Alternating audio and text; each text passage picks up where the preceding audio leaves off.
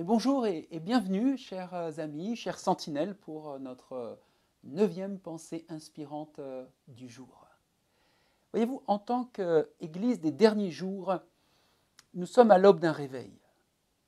Nous pouvons entrevoir un réveil qui dépassera les frontières internationales, les groupes ethniques, qui surmontera même les dénominations et qui frappera en plein cœur les ténèbres pour en faire sortir ceux qui sont esclaves du péché. Nous prions de façon apostolique, vous l'avez compris, c'est-à-dire de la même manière que les apôtres nous l'ont transmis. Et nous nous attendons à un tremblement de terre spirituel d'une intensité telle que même l'échelle de Richter n'en a jamais connu de semblable. Pendant combien de temps, me direz-vous, devons-nous prier pour le réveil? Jusqu'à ce qu'il ait lieu.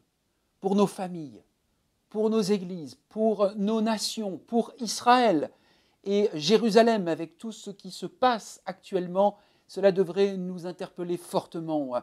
Nous prions jusqu'à ce que ce réveil ait lieu. En Jacques, dans la lettre ou l'épître de Jacques au chapitre 4, versets 2 et 3, nous pouvons lire « Vous n'avez pas ce que vous désirez parce que vous ne demandez pas à Dieu. » Ou bien « Quand vous demandez, vous ne recevez pas, car vous demandez avec de mauvais motifs. Vous voulez que l'objet de vos demandes serve à votre propre plaisir. » J'aime me rappeler, lire, relire aussi la biographie de cet homme, de ce célèbre évangéliste chrétien, George Muller, qui était directeur de l'orphelinat d'Ashley Down à Bristol, en Angleterre, au XIXe siècle, et qui a dit et qui a écrit ceci: « Commencer de prier ou prier correctement ne suffit pas. Nous devons prier patiemment, avec foi, et continuer de prier jusqu'à ce que nous obtenions une réponse. En outre, il ne suffit pas de continuer à prier jusqu'à la fin, mais il faut également croire que Dieu entend et qu'il exaucera nos prières. Souvent, nous échouons, dit-il, car nous ne continuons pas de prier jusqu'à ce que nous recevions la bénédiction et nous ne nous attendons pas à la bénédiction. » Voyez-vous, la posture vigilante et joyeuse de celui ou celle qui veille dans la prière constitue le cœur de l'identité chrétienne. Et l'essence de cette posture est l'attente de la réponse.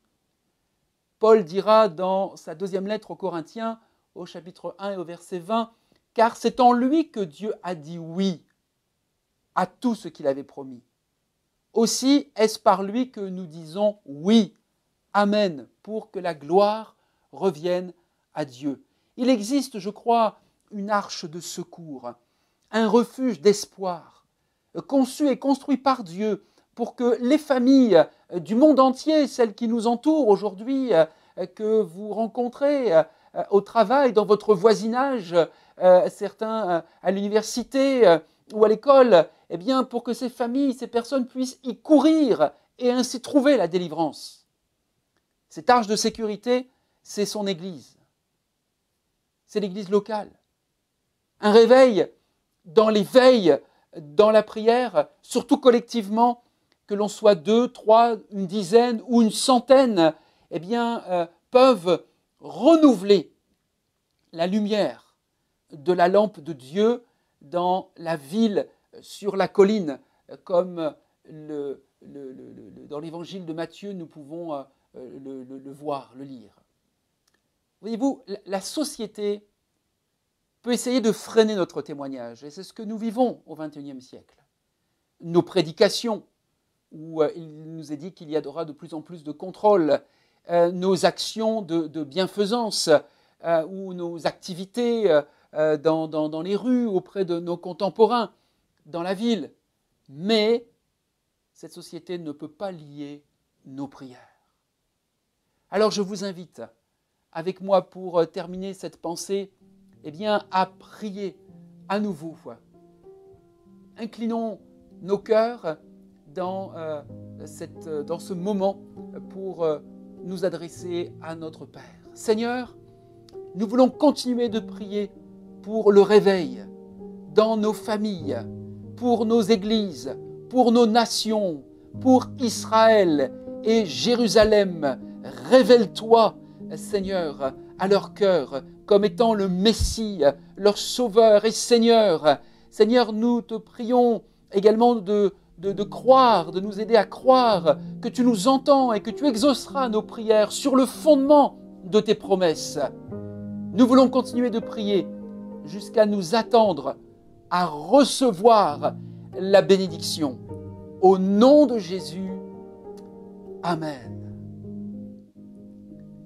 Eh bien, je vous encourage à continuer à être cette sentinelle tout au long de la journée. Continuez de prier, de vous attendre à Dieu. Et s'il y a le nom, une personne qui vous vient à cœur tout au long de cette journée, n'hésitez pas à vous adresser à votre Père et à réclamer les promesses de Dieu pour la vie de cette personne. Merci pour les témoignages que vous allez rendre suite à la mise en application quelque part et à la conviction que vous avez eue également au cours de ces pensées. Je vous souhaite vraiment de vivre ces exaucements. À bientôt.